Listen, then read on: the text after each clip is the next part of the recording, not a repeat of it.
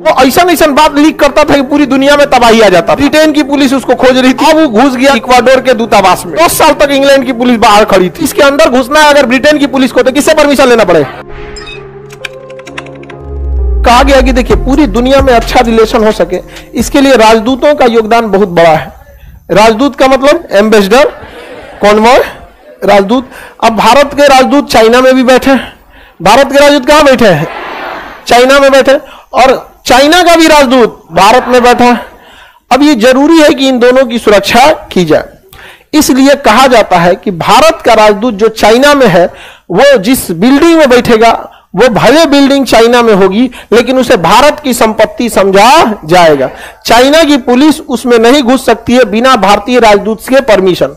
Same वैसे ही जो China का राजदूत भारत में बैठा है उसकी बिल्डिंग को चाइना की संपत्ति समझा जाएगा और उस बिल्डिंग के अंदर इंडिया की पुलिस एंट्री नहीं कर सकती है। बाहर कुछ करेगी, अंदर नहीं कर सकती। इतना पावर होता है किसका? राजदूत का। और राजदूत को कोई पुलिस गिरफ्तार नहीं कर सकती है। अगर उस पर मुकदमा चलाना है तो इंटरनेशनल कोर्ट में चलाना पड़ेगा। राजदूत को कभी भी गिरफ्तार नहीं किया जा सकता। समझ में आ गया कि नहीं आ गया? इक्वाडोर जो देश है, यहां पे देखिए एक देश है आपका इक्वाडोर, इक्वेटर के जस्ट पास है यहां इक्वाडोर। इक्वाडोर का एक दूतावास था ब्रिटेन में। इक्वाडोर का दूतावास ब्रिटेन। तो क्या उस इक्वाडोर के दूतावास के अंदर ब्रिटेन की पुलिस घुस जाएगी? नहीं घुस पाएगी वहां पे। और वो संपत्ति किसकी है? ब्रिटेन। अब इक्वाडोर का दूतावास कहां था? ब्रिटेन में। क्या ब्रिटेन पुलिस उसमें घुस सकती है? एक वेबसाइट थी, नाम था विकीलीक्स। विकीलीक्स वो ऐसा बात लीक करता था कि पूरी दुनिया में तबाही आ जाता था। ऐसा बातें लीक कर देगा, एक देश दूसरा देश दहल जाएगा। मतलब एकदम सरकार हिलाने वाला। कैसे हिंडनबर्ग ने एक पेपर लीक किया, अडानी का शेयर गिरा दिया यहां पे। वैसे वो बड़का चीज क्या करता था? लीक कर देता था। लेकिन वो किसी केस में फंस गया। अब ब्रिटेन की पुलिस उसको खोज रही थी। पहले से परेशान थे ब्रिटेन उससे कि सोच रहा कुछ और लीक कर देता है, इसको जब सेंटिंग में डालो यहां पे। अब वो घुस गया कहां पे? इक्वाडोर के दूतावास में। किसमें घुस गया? इक्वाडोर के दूतावास। अब पैसा वाला था, इक्वाडोर के दूतावास को कुछ पैसा वैसा दे दिया। अब इक्वाडोर के दूतावास में चल गया। 10 साल तक इंग्लैंड की पुलिस बाहर खड़ी थी, बरस करके बात करता था। क्या दिक्कत है आप लोग को?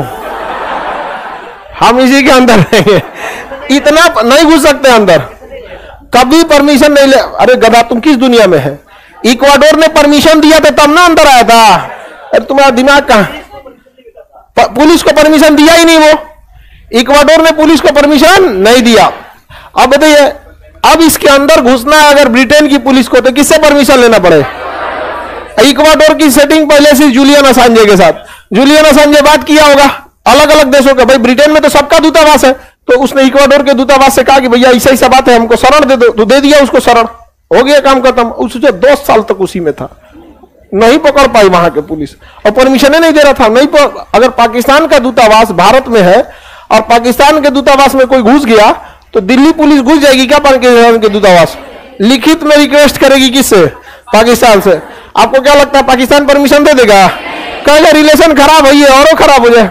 क्या दिक्कत है? यहाँ पे नहीं देंगे परमिशन। दूतावास मेरा है, हम जो करें वहां पे। बहुत खतरनाक होता है। अब ऐसा नहीं है आप दूर से गोली मार दीजिएगा, आपके ऊपर FIR हो जाएगा। अब ऐसा मत सोचिएगा खिड़की पे मार दे गोली यहाँ पे, अरे केस हो जाएगा आपके ऊपर हत्या का।